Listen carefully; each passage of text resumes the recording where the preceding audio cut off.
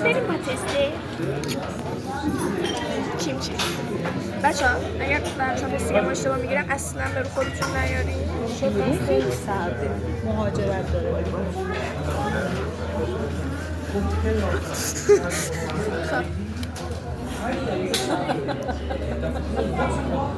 با چشم زدی خودشون مدل خوردن.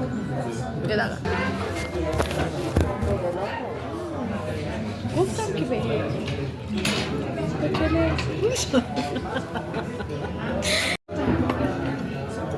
بریم نریم بچه ها ولش کنید. خب من اینو همین مدلی اصلا با دست با چنگال برمیدارم، با چنگال میخورم. خب مالیه دیگه قرار شده پیتزا نخوره. خیلی خوش من به ترشی کلم میده چون که ترشی کلمه چیز خاصی نیست ولی خیلی خوشمزه. بچه سوشیمون اومد، اونم واسابیه. اینم نمیدونم چیه ولی هیچکس مطمئن هیچ وقت کره کامل نیست. بچه ها من خیلی کم دارم روش واسابی میذارم. خب یکم روش واسابی گذاشتم.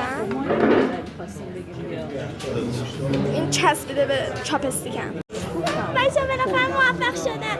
میذاریمش توی سس سویا. سوشی نه و اون ماهی بگم خوردم خام اونو دوست داشتم، با همینا می‌خوردم با این سس وزنی خیلی دوست داشتم روش، اونو دوست داشتم. سوشی نه خوشم آمد. از اون تندام بمون زنجبیلم بذار روشم. خیلی خوشمزه است. من محاسبت نمی‌کنم متاسفم براتون. بچه ها میخوام از اینا بخورم.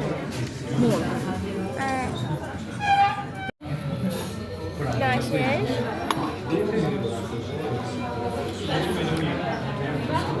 هرچی بخور برم دست دراز کردی با کسی ببینه بیارم. کیمچی اوکی بود، سبزیجات هم اوکی بود. واسابی واسابی بویا حسین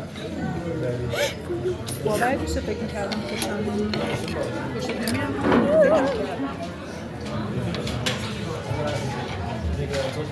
حالا من وقتی تو غذای چیزو خوردی دوست داشتی عالی.